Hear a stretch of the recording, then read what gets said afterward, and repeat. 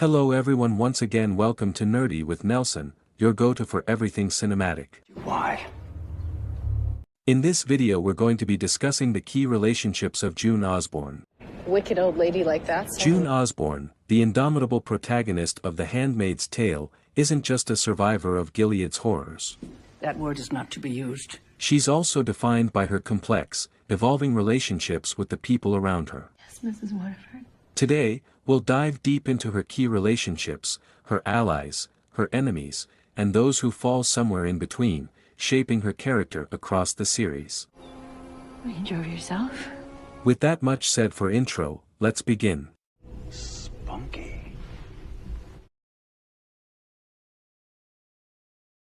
We're starting with one of the most layered and toxic dynamics in the show, June's relationship with Serena Joy Waterford. I want to see as little of you as possible, do you understand? From the very beginning, Serena represents both power and oppression to June. Do you understand me? She's the architect of Gilead's horrors, yet she's also trapped by the very system she helped create. Go back to your room. Serena's desire for a child creates a strange bond between the two, but it's always undercut by the power imbalance. Things can get much worse for you. Even when they cooperate, like when they help each other deliver baby Nicole, there's always tension, mistrust, and betrayal simmering beneath the surface. And I hope this feels like that. Over time, their relationship becomes one of reluctant respect, especially after they both begin to question Gilead. Wear the dress. Pull the strings. June and Serena's relationship is defined by power struggles, jealousy, and emotional complexity. While Serena holds the power in Gilead, her inability to control June's spirit and her own circumstances reveals her weakness. All of that smart girl bullshit is finished. Do you understand me? Don't get upset, Serena. It's bad for the baby. June's defiance grows as she sees Serena's fragility. As long as my baby is safe, so is yours. Their relationship is one of the most compelling and layered in the series because it constantly evolves, revealing new depths of both characters as they navigate their roles as victim and oppressor, sometimes switching these roles in subtle ways. Do you understand me? Do you understand me? The relationship between Commander Fred Waterford and June Osborne is one of the most disturbing and complex dynamics in the series. Sit down. It oscillates between exploitation, manipulation, power, and occasional moments of twisted intimacy. Am I boring you? As the story progresses, Fred begins to step outside the rigid bounds of Gilead's laws. Symbol of their sacred position. He invites June to his study for private meetings, where he engages her in board games, gives her forbidden items like magazines, and engages in conversation that violates the strict norms of the regime. They've had 4 elections in 3 years. These meetings mark the beginning of a strange, unsettling connection. Being in here is a privilege. The most profound shift in their relationship occurs when June escapes to Canada and Fred is eventually captured and brought to justice. I have rights! I'm a man and I have rights! In this new environment, Fred is no longer the all-powerful commander, he is a war criminal facing trial. You've been busy. June, now in a position of relative freedom, confronts him with all the pain and rage she has carried. I'm sorry. The relationship between June and Fred is defined by exploitation, manipulation, and violence. Fred's delusions of control and affection are shattered as June becomes more defiant and begins to fight back, both physically and emotionally. Really? Their dynamic is a constant power struggle, with June ultimately emerging victorious as Fred's influence collapses.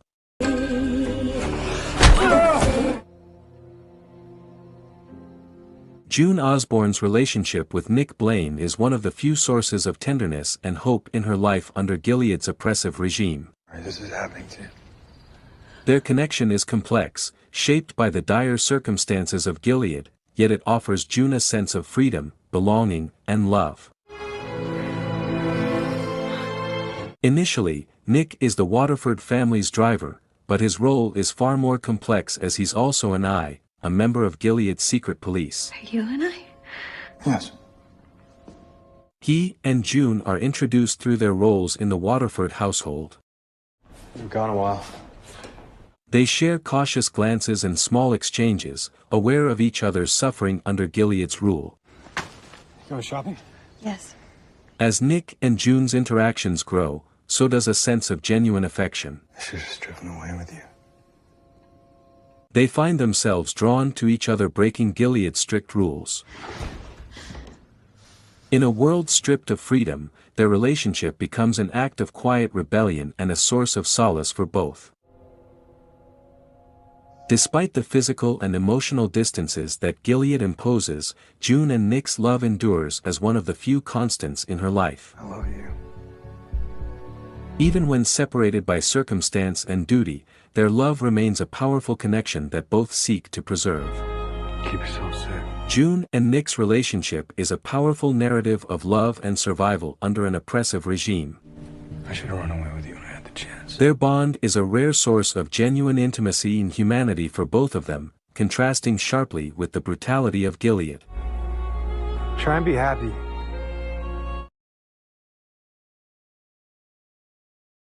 June's husband, Luke Bankole, is her anchor to the life she lost. And to keep God's commandments by loving God and your neighbors. Pre-Gilead, their love was warm and easy, but their relationship is severely tested by the separation caused by Gilead. No, it's all right. You go. Go, run! While Luke is safely in Canada, June is left behind to suffer in Gilead. Luke and June's relationship before Gilead is marked by love, partnership, and a sense of normalcy. I love you. I love you. They share a close bond and are deeply devoted to each other, with their lives revolving around their daughter, Hannah. Come here. Luke represents safety and the promise of a life June longs to return to. When June finally escapes to Canada, her reunion with Luke is bittersweet. I'm sorry I don't have her. They are both ecstatic to see each other. But the trauma June endured in Gilead has changed her deeply. Oh, sorry. This reunion reveals the emotional scars that distance and suffering have left on both of them, complicating their once stable relationship. I'm not gonna be able to do that. Their reunion is emotional, but it's also awkward. You sure? They've both changed, Luke as a man who had to wait helplessly, and June as someone who's been through unspeakable trauma. Luke's unwavering hope contrasts with June's disillusionment, making their relationship one of the show's most emotionally charged.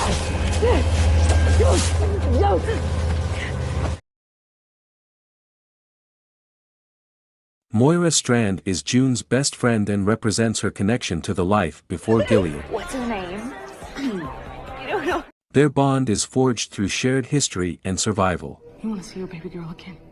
Then you need to keep your fucking shit together. Moira is the fighter who never gives up, and her escape to Canada is one of the show's earliest victories. However, when they reunite in Canada, their relationship becomes strained. Scare me.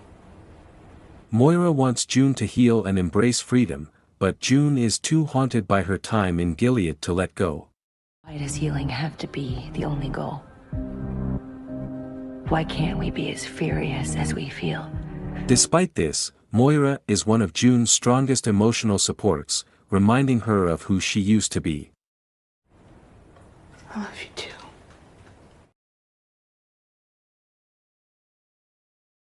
Janine Lindo starts as one of the more tragic figures in The Handmaid's Tale.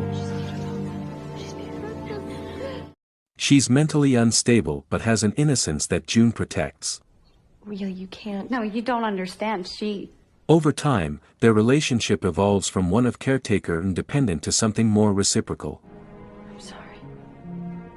June often serves as Janine's protector, but Janine also inspires June's compassion in a world that is ruthless. Looks like me. While Janine's naive hope sometimes frustrates June, but her ability to survive and adapt highlights a different kind of resilience, deepening their bond. Thank you for joining us until the end. We appreciate your time and engagement. If you enjoyed this content, don't forget to subscribe to our channel for more exciting updates and discussions. Your support means the world to us, and we look forward to sharing more great content with you in the future. Stay tuned, stay nerdy, and thank you again for being part of our community.